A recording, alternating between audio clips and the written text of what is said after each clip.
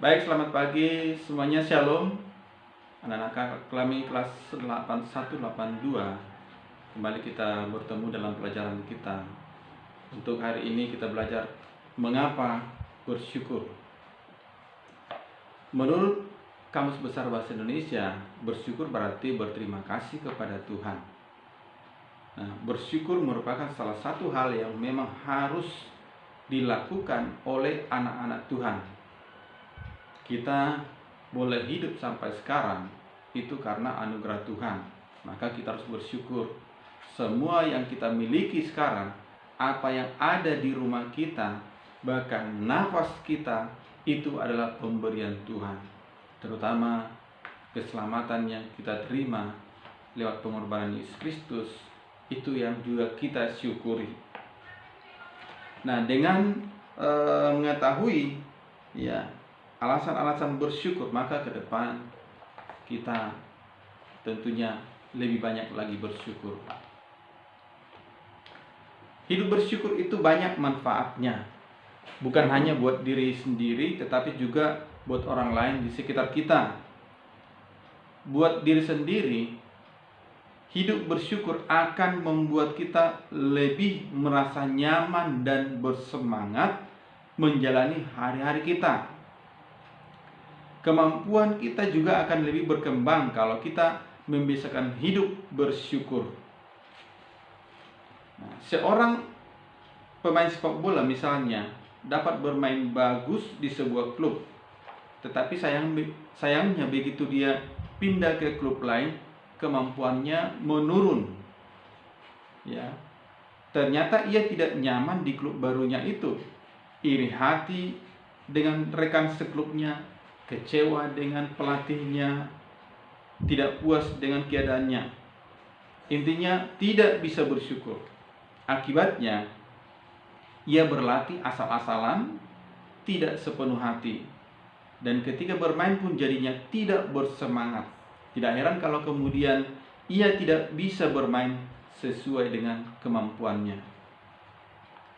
Sama halnya dengan seorang remaja yang selalu merasa kurang dengan dirinya.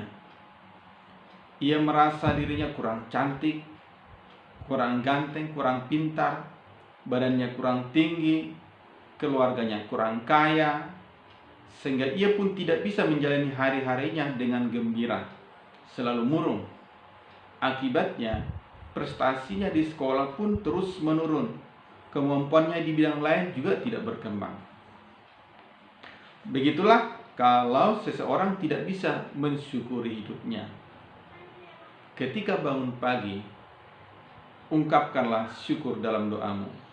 Bersyukur atas udara yang dihirup, atas kicau burung yang kita dengarkan, atas tubuh kita yang sehat, atas keluarga, atas teman, bahkan juga kesempatan bersekolah, dan banyak lagi yang lainnya.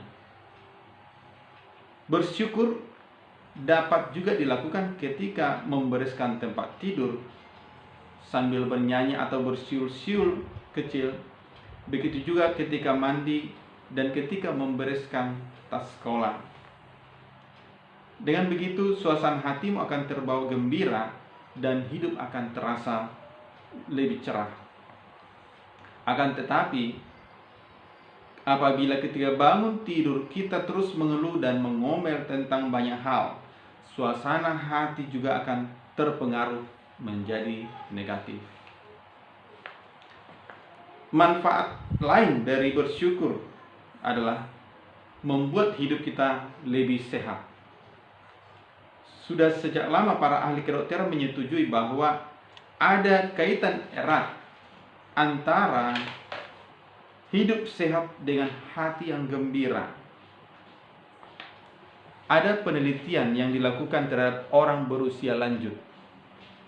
Menurut hasil penelitian itu, kakek dan nenek yang membiasakan dirinya hidup bersyukur, senang tertawa, bisa menerima keadaannya dengan sukacita, tidak suka ngomel-ngomel dan mengeluh, biasanya tubuhnya lebih sehat, jarang sakit ataupun stres. Mereka memiliki semangat hidup yang lebih.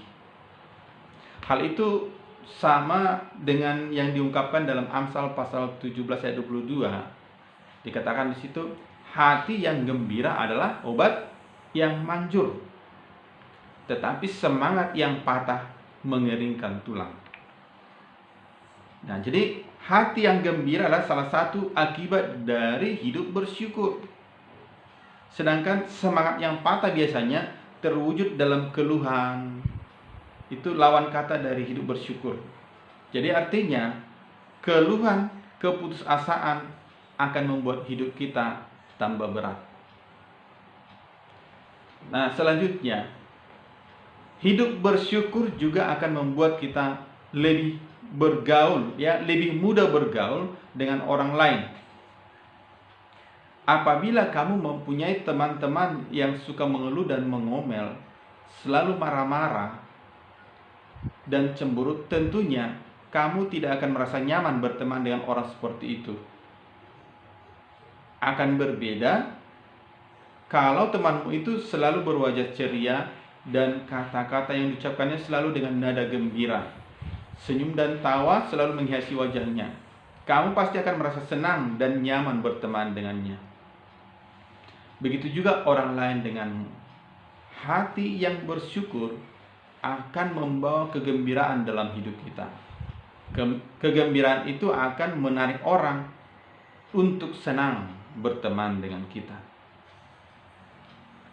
Rasul Paulus sedang mendekam di penjara di kota Roma ketika menulis surat Filipi.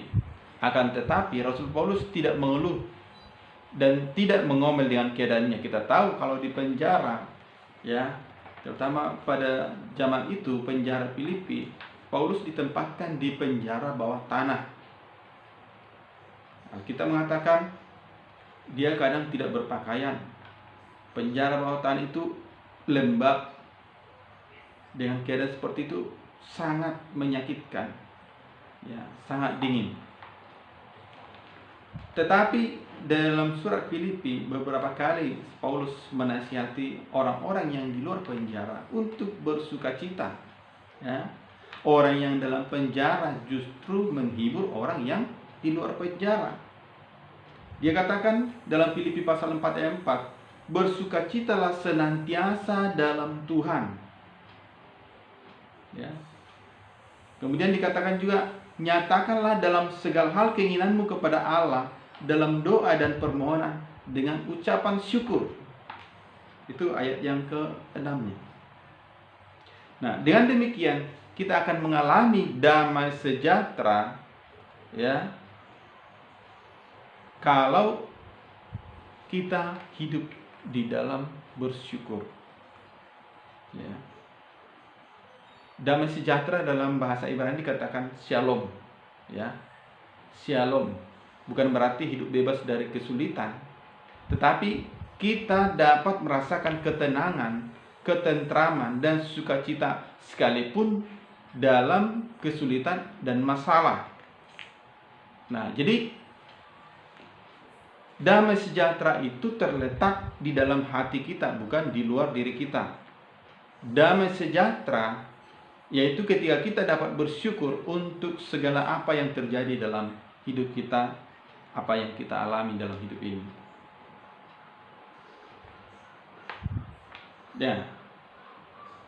Damai sejahtera dapat kita lihat pada kehidupan Rasul Paulus.